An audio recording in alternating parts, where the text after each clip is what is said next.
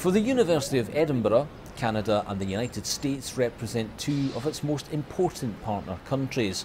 With thousands of students travelling across the Atlantic each year to Edinburgh, the university makes a point of staging regular events in-country, not only to meet potential students, but to develop new research and teaching partnerships and to take part in some of the many alumni gatherings. September 2015 saw just such a trip. First stop for the academic delegation was Washington, D.C., where former students had a chance to see old friends and network with new ones. Edinburgh was a great place to study medicine. I thought I got a wonderful clinical education and would continue to recommend it to anyone who's going to study medicine. So I was able to take courses in British politics, Scottish politics, which obviously we don't get in the United States, which was kind of broadened my horizons in different kinds of politics. And then for the remainder of the time, I interned with Margaret Curran, who was at the time a member of Scottish Parliament, and really got to do research for her and follow her around all the time. It was a lot more interaction with her than with, when I'm interning in DC with our congressman. We're able to do a lot more with the members of Scottish Parliament. So we moved here in 1995, so I've been here for 20 years and had been very lucky to have great employment over here, which I totally credit to the university and the rigour of the programme that I did. So enjoying life in the US. Assisting high school pupils who are considering a similar route is the job of the university's international office. It dispatches advisors all over the world to provide information and guidance to those contemplating an application to Edinburgh, such as these pupils at Washington International School. It was very useful. I got information about financial aid and the costs, as well as how the program actually works, and especially the application process. That was really helpful for me, especially since I'm applying also to American schools and it's completely different. So this was really helpful for that aspect.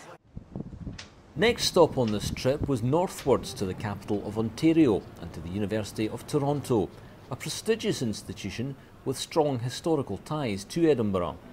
Academic research partnerships are a vital part of this relationship, involving a wide range of topics. Equally important are the student exchange programs that the two universities are fostering. We certainly do see many more students want to have some form of international experience as part of their time at university, and they also want to explore different types of experiences. Their traditional model was a study abroad semester or term or even a year. Students want to explore models where they might go away for short bursts of time. They might experience a number of settings over a few weeks or a month, as opposed to just going to one place. So again, building the collaborations and building a broader range of options for our students to pursue is important.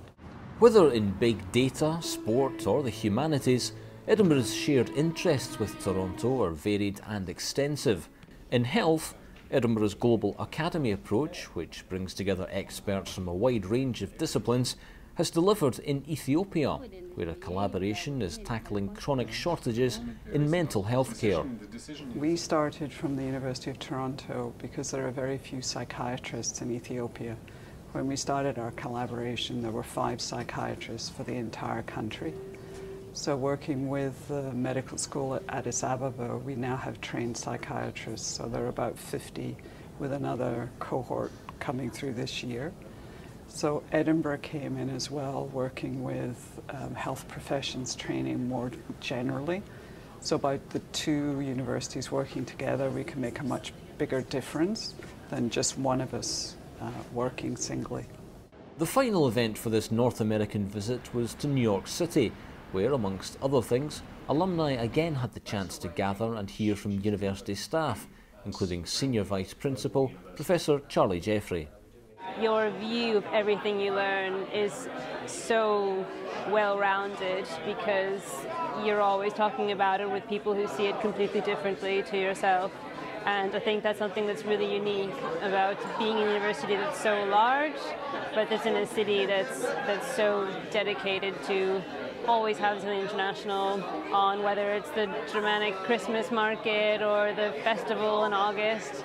It's always about everybody's view and incorporating the whole world, really.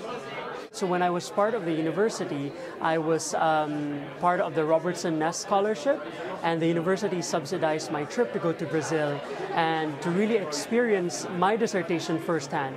So I think that was very helpful. I mean, very few universities can have, you know, an international alumni network this big, you know, abroad. So I think go for it. Yeah.